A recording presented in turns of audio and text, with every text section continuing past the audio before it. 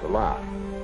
You've heard that the Japanese do not show their feelings, nor do I have big teeth and thick glasses. How sad to disillusion you, and how easy. Easy because you do not know the Japanese. You only think you do, and you're wrong. Let me show you how wrong you are. This is Japan. My Japan. It is lovely. Here, breezes, soft and fragrant, whisper the story of the moon goddess to feathery little pine trees. Here, dainty bridges hover over tiny streams, like hummingbirds over flowers. Here, sacred fish ripple pools of water, cold and clear as winter sunshine.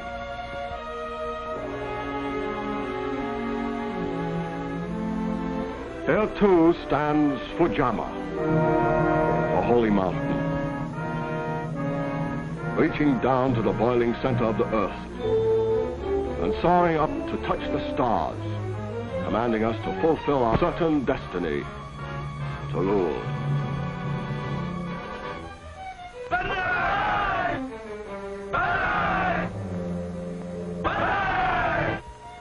Yes, my Japan is lovely, is it not? This too is my Japan, the frame around the picture, the hard backbone of the graceful bamboo tree. Flimsy buildings made of paper and wood, one vast torch waiting to burn at the drop of an incendiary. Look again.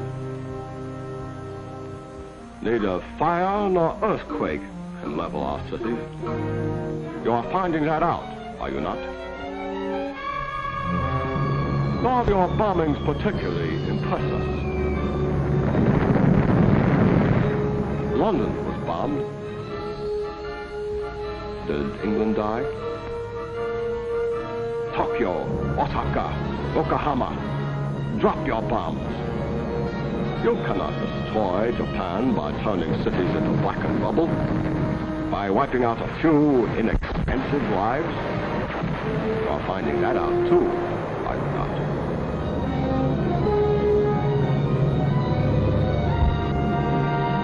You cannot destroy Japan because you cannot destroy its heart, the Japanese people.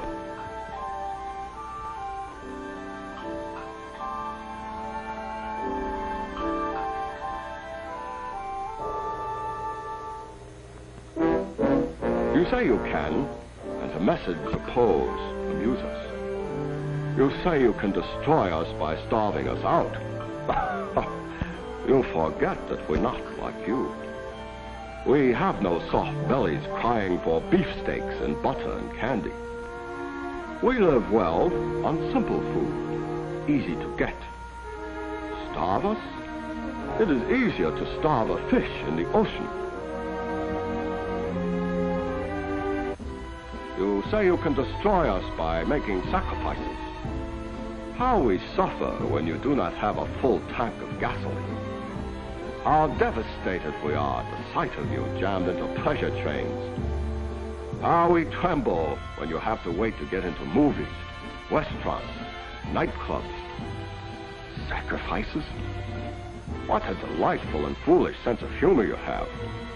Or do you really take yourself seriously? We don't. We think you're stupid. An admirable quality for an enemy to have. You say you can destroy us by outworking us. You must forgive me. This is one of the most amusing ideas of all.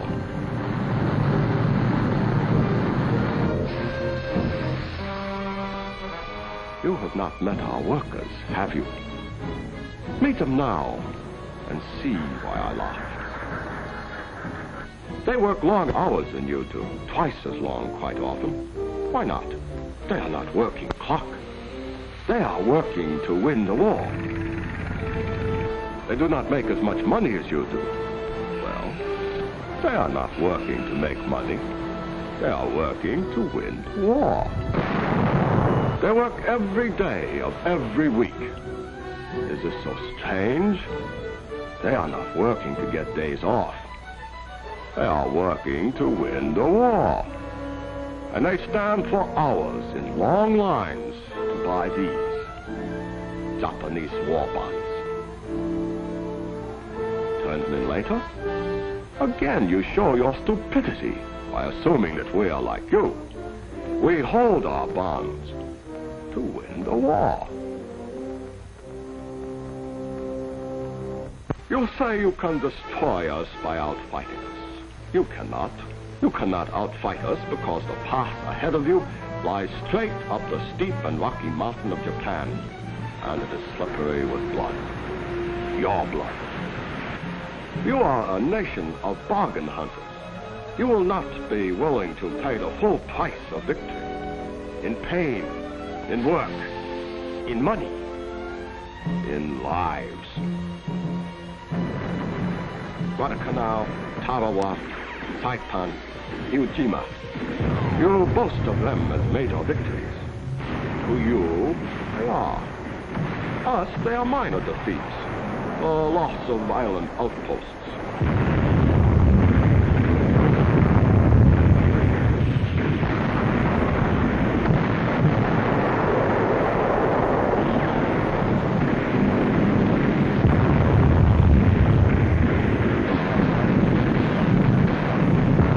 Americans are fond of saying, look at the score. Very well. Look at it. You sent your finest troops against these outposts. They died by the thousands. Here they are, massacred, slaughtered.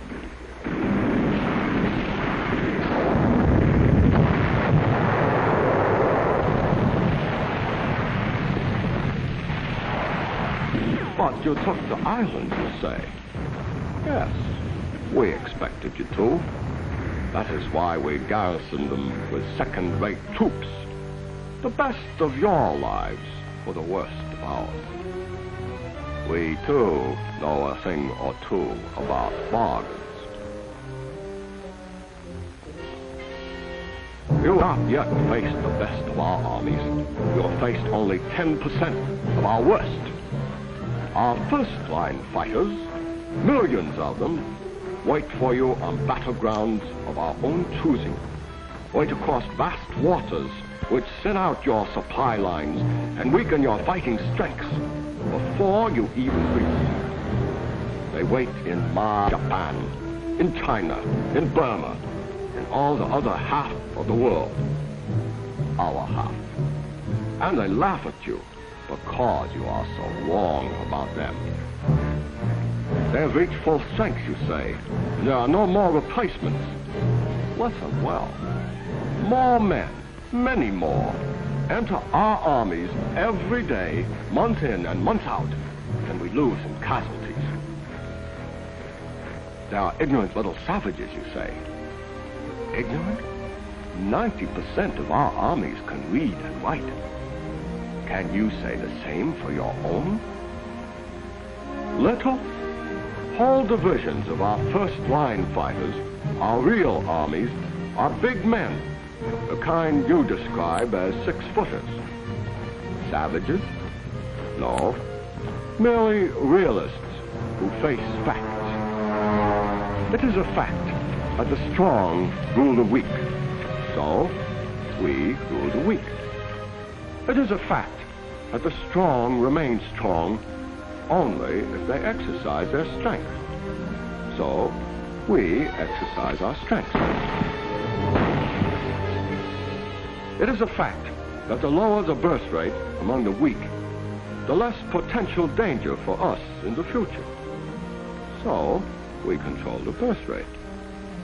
It is a fact that prisoners taken become a liability after they are drained dry of useful information.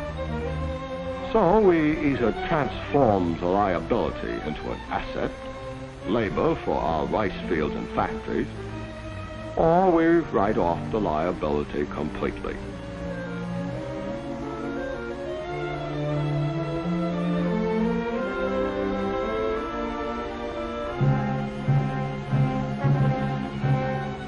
For further details, you might speak to those of you who were so long our guests in the Philippines, those who still live.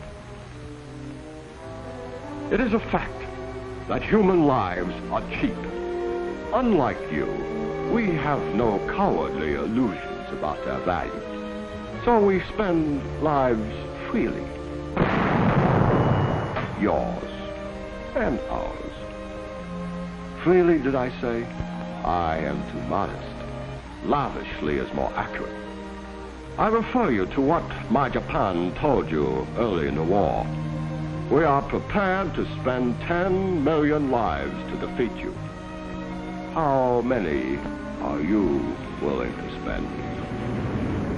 Think well before you answer. And remember what you paid to dig a few thousand of us out of caves on Iwo Jima. Only a few thousand. And there are 70 million of us left, waiting for you. 70 million who have planned for decades to destroy you, who await eagerly and passionately the sacred honor of dying to halt you, who will stop at nothing to crush you. 70 million people, if you will, to be dug out of caves. Japanese caves? You give no one but yourselves credit for the ability to hold aces up the sleeve, do you? There are caves in China. The China is so near to us. The China we control. Should you edge uncomfortably close to our home island, it would be simple to move across the narrow sea of Japan, would it not? A move of only 100-odd miles. Already we have much of our industry there.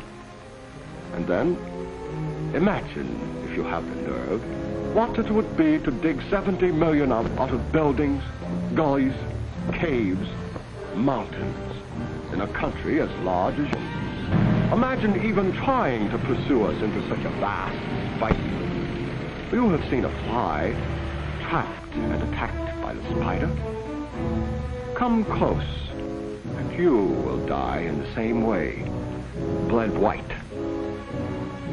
No, we have not even begun to hurt you, nor you us. Our war has not even started. We know this because we know the heart of Japan. You do not. We are not Germany. A walnut, we are Japan. A mountain easily eaten once the shell is cracked. A spider web, a flame that feeds on hate of you. Let the game begin. We gamble only once and for all time, and the stakes are all or nothing. Perhaps I disturb you with my harsh picture of what lies ahead. So feast instead on this, the beauty of my Japan. It is more to your taste for a world of make-believe rather than one of realities. No, I must not disturb you.